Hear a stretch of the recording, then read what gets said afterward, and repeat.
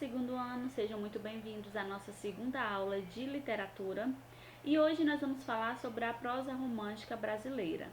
Antes disso, vamos rever o que foi dado na primeira aula. Na primeira aula, eu falei sobre o romantismo, as características gerais do romantismo, que ele é considerada a primeira literatura genuinamente nacional e que é a arte produzida por e para a burguesia. Por qual motivo? Para difundir valores da burguesia, para entreter os leitores da época. Falei também sobre os principais traços da burguesia, ou melhor, do romantismo, por exemplo, subjetivismo, predomínio da emoção, nacionalismo, originalidade, maior liberdade formal.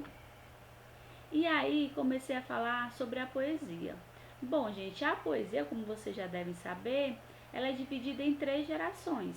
A primeira geração, conhecida como indianismo ou nativistas, ela teve um papel muito importante porque ela teve a preocupação de criar uma expressão poética nacional, que ganharia forma com o quê? Com a valorização do índio e a utilização da cor local. Seu principal autor, seu principal e mais importante autor, foi o Gonçalves Dias.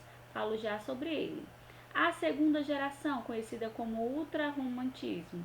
Os autores dessa época, os poetas dessa época, voltaram-se para os próprios sentimentos, criando uma poesia cujo traço principal era um exagerado arrebatamento sentimental. Os principais autores aqui, Álvares de Azevedo, vou já falar sobre ele, Casimiro de Abreu, Junqueira Freire e Fagundes Varela. Apesar do Fagundes Varela estar aqui classificado como a segunda geração, ele faz parte aí daquele momento de transição da segunda para a terceira geração. Isso quer dizer o que, professor? É que os autores que ficam nesse movimento de transição, ele tanto vai ter características da segunda, como o ultrarromantismo, quanto vai ter também características da terceira, o condoteirismo. E aí a terceira geração, os autores, os poetas dessa época manifestaram-se contra as mazelas sociais, principalmente contra a escravidão. E aí o principal autor é o Castro Alves. Primeira geração da poesia e característica da obra de Gonçalves Dias. O indianismo, imagem idealizada do índio brasileiro com o intuito de reafirmar princípios de nacionalidade originados no processo de independência de 1822. Poesia da natureza, Gonçalves Dias representa a natureza em seus poemas como declaração de princípios nacionalistas e como manifestação da presença de Deus. Romantismo, a obra de Gonçalves Dias apresenta acima de tudo um caráter romântico que se manifesta na expressão do sentimento amoroso, na qual a natureza também desempenha um papel importante. Agora falarei sobre as características da obra de Álvares de Azevedo, que faz parte da segunda geração da poesia. Ultrarromantismo é conhecida a segunda geração da poesia. Exagero na expressão das emoções humanas, que cria uma visão sofrida, dolorosa, melancólica e pessimista da vida, para a qual a única solução parece ser o quê? A morte. Imagem feminina. A imagem feminina é a mulher concebida como entidade inacessível, associada à ideia de amor platônico, realizável apenas no plano espiritual. Escapismo, fuga da realidade, caracterizada pelo saudosismo, pelo intimismo ou pela recusa da vida. Então, os poetas dessa época, eles queriam escapar daquela realidade. Então, eles procuravam meios, através da poesia, para falar e para escapar dessa realidade. Atmosfera noturna. Momento especial para a manifestação do eu lírico, associada ao sonho ou às forças malignas dentro do homem. Dor e riso, capacidade do artista romântico de rir de si mesmo e da própria dor. Terceira geração da poesia do romantismo e as características da obra de Castro Alves. A terceira geração romântica brasileira a qual Castro Alves pertence, se caracteriza pela crença no poder de transformação social da palavra e da poesia, simbolizado pelo condor, a ave ardina que voa livre e elegante em alturas elevadas. A marca mais forte da poesia social de Castro Alves é a apologia da liberdade, que conduziu o poeta à luta pela abolição da escravatura no Brasil. Então, a terceira geração da poesia, além de ser conhecida como condoteirismo, é também conhecida como poesia social. Um dos poemas mais representativos dessa tendência libertária da poesia de Castro Alves é O Navio Negreiro, Tragédia no Mar, no qual o eu lírico manifesta sua revolta contra a escravidão. A poesia amorosa de Castro Alves distingue-se do romantismo convencional, pois trata a mulher de forma mais física e sensual, enquanto lá na segunda geração da poesia a mulher é idealizada no plano espiritual, aqui ela é idealizada no plano físico e sensual. Agora vamos falar sobre a prosa romântica brasileira, a prosa romântica aqui do Brasil. A Declaração da Independência motivou a criação de uma identidade nacional que serviu de inspiração para os escritores da época.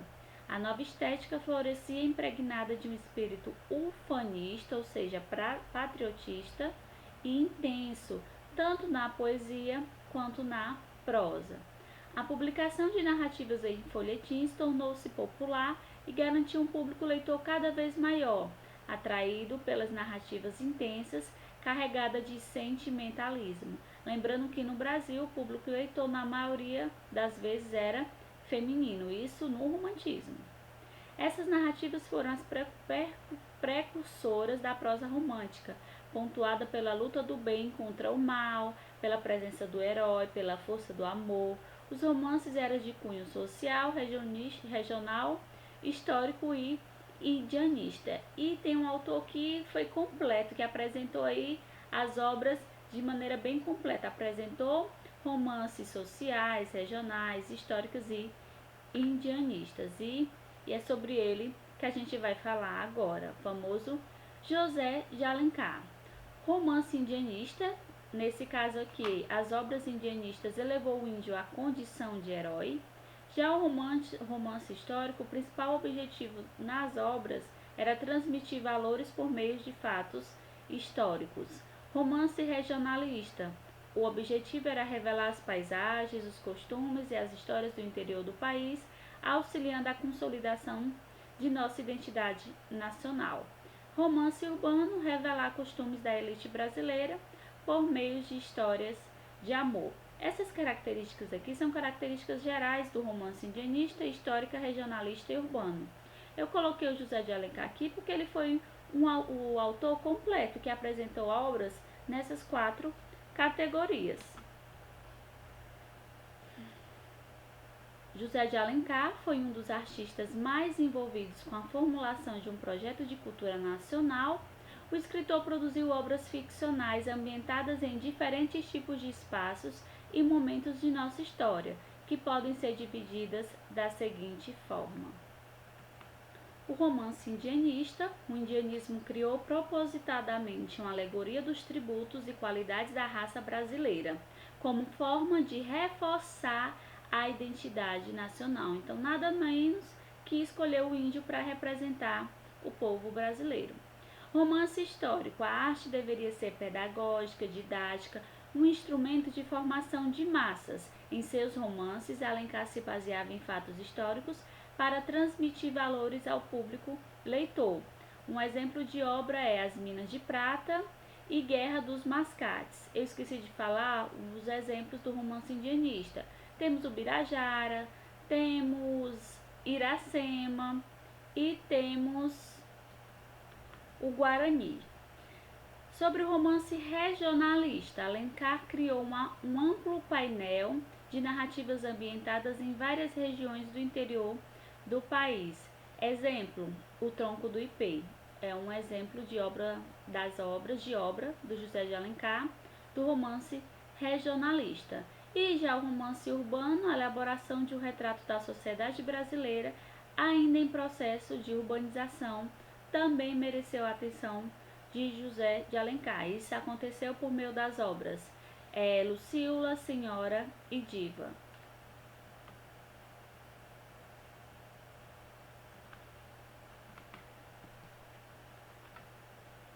Agora eu vou falar sobre Manuel Antônio de Almeida. Sua principal obra foi Memórias de um Sargento de Milícias. Memórias de um Sargento de Milícias não se enquadra propriamente no romantismo convencional. Com humor, o narrador registra os costumes das classes populares da cidade do Rio de Janeiro e revela um aspecto fundamental da vida brasileira, a convivência estreita entre a lei e sua transgressão. Além de questionar aspectos das convenções românticas, o romance apresenta no plano da linguagem gírias e coloquialismos próprios do universo das personagens que retrata.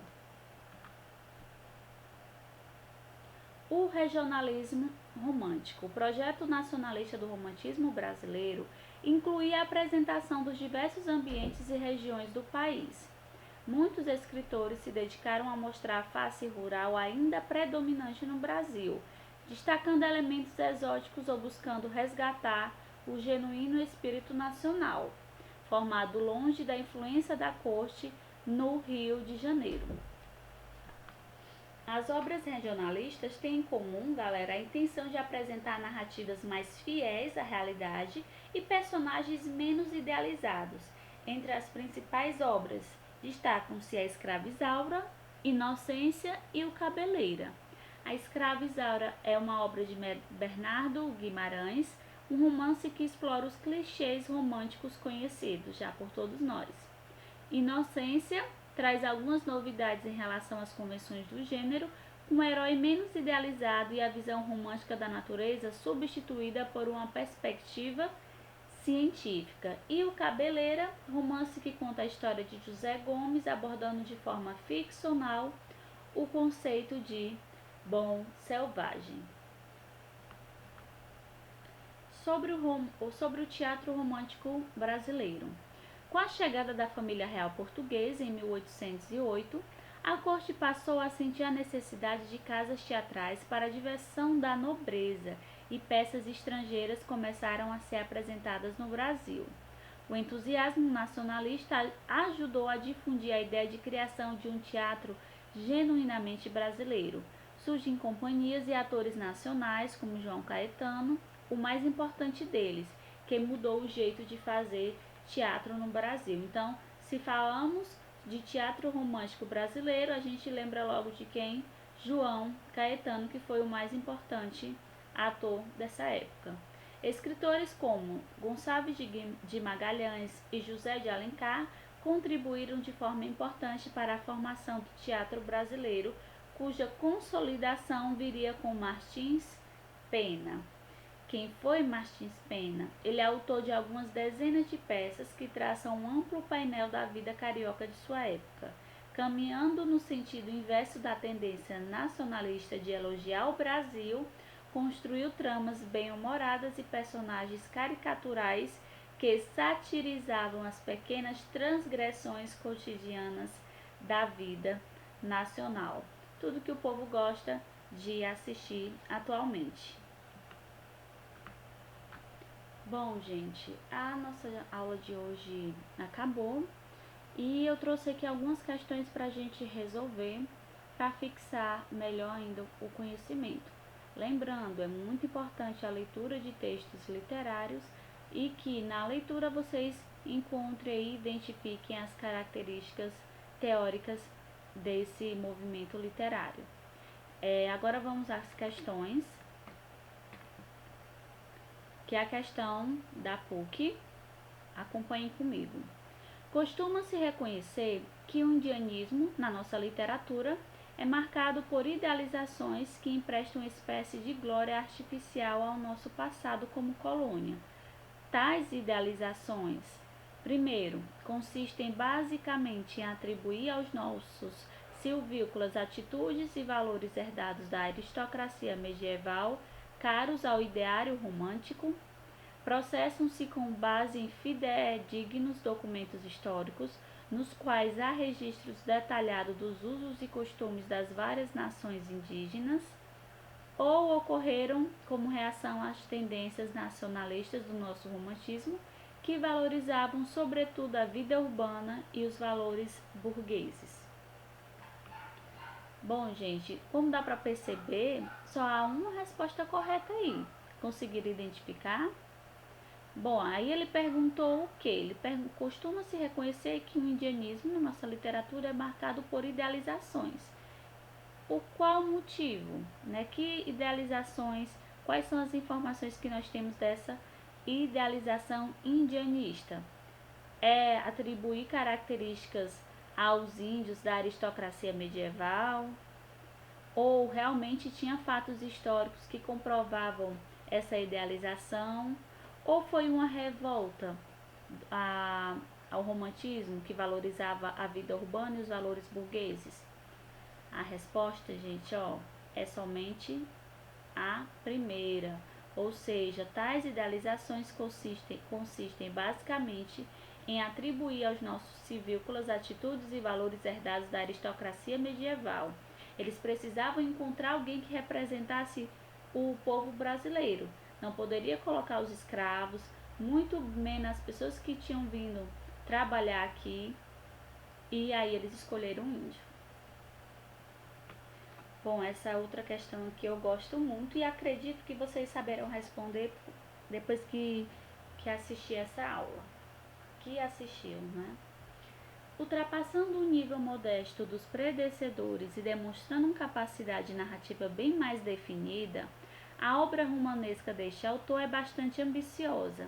A partir de certa altura, este autor pretendeu abranger com ela sistematicamente os diversos aspectos do país no tempo e no espaço por meio de narrativas sobre os costumes urbanos, sobre as regiões, sobre o índio. Para pôr em prática esse projeto, quis forjar um estilo novo, adequado aos temas e baseado numa linguagem que, sem perder a correção gramatical, se aproximasse da maneira brasileira de falar. Ao fazer isso, estava tocando o nó do problema, caro aos românticos, da independência estética em relação a Portugal. Com efeito, caberia aos escritores não apenas focalizar a realidade brasileira, privilegiando as diferenças patentes na natureza e na população, mas elaborar a expressão que correspondesse à diferenciação linguística que nos ia distinguindo cada vez mais dos portugueses, numa grande aventura dentro da mesma língua. O comentário do crítico Antônio Cândido refere-se ao escritor, sem ver as opções, gente. Qual é? Muito bem, gente. O escritor é o José de Alencar. Falei sobre as obras do José de Alencar, na verdade, sobre as características, não é isso? De algumas obras do José de Alencar e sobre o quão importante ele foi no romance e na prosa romântica brasileira. Bom, gente, era isso. Qualquer dúvida, me procure no chat, vamos conversar, vamos debater. Na próxima semana eu vou conversar um pouquinho a mais com vocês sobre o romantismo no Brasil, lá no fórum. Se cuidem, se puder, não saiam de casa, tá certo? Não esqueçam de lavar as mãos e até logo. Um abraço a todos.